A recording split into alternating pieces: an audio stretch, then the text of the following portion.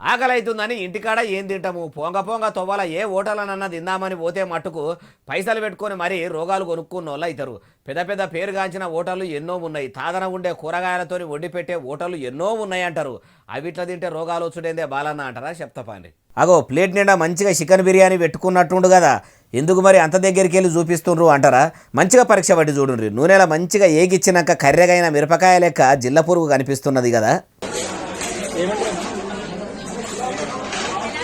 ఇట్లా కడుపు నిండా తిందామని ఓ అన్న పట్నంలో కొత్తపేట కాడున్న కృతుంగా రెస్టారెంట్కు పోతే ఇట్లా బిర్యానీలా జిల్ల పురుగు వచ్చిందట.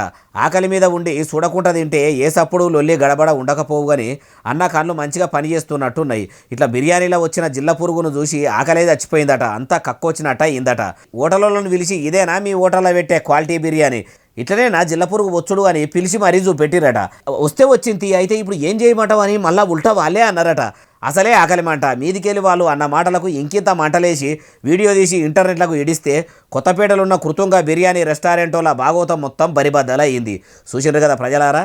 చిన్న హోటళ్ళ కాడ నుంచి పెద్ద పెద్ద రెస్టారెంట్ల దాకా అన్ని అడ్డమైన పురుగులు, జిల్ల పురుగులు, కప్పలు, సిగరెట్లు ఇంకా మస్తుగానే బిర్యానీలలో వస్తున్నాయి. అంత ఆకలి అయితే అంత కౌసు తినాలనిపిస్తే ఇంటికి తీసుకుపోయి నిమ్మలంగా ఇంటామెతో కమ్మగా చేయించుకొని కాయిస్గా తినుండ్రి. కానీ ఇట్లా హోటళ్ళ తిండి తిని ఒళ్ళు పాడు చేసుకోకుర్రి, పానాల మీదకి తెచ్చుకోకుర్రి. మొన్నటిదాకా చెకింగ్లు చేసినట్టు అడావిడి చేసిన ఫుడ్ సేఫ్టీ ఆఫీసర్లు ఏం కమాయి చేస్తున్నట్టో మరి. ఎంటదంట పరీక్షలు చేయకుండా ఏం చేస్తున్నట్టు. గుడ్డి గుర్రాల పండ్లు తోముతుర్రా, గాడిదలు పెట్టే గుడ్లు ఎరేదందుకు పోయిర్రా అంటుర్రు ఈ ముచ్చటిన్నోళ్ళు.